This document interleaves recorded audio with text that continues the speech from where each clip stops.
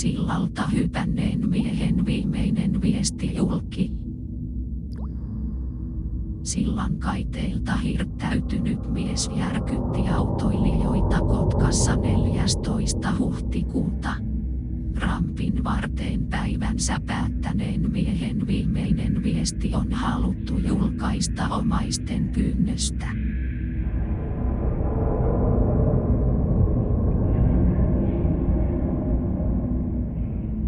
Miehen ei ollut tarkoitus vaarantaa autoilijoiden turvallisuutta.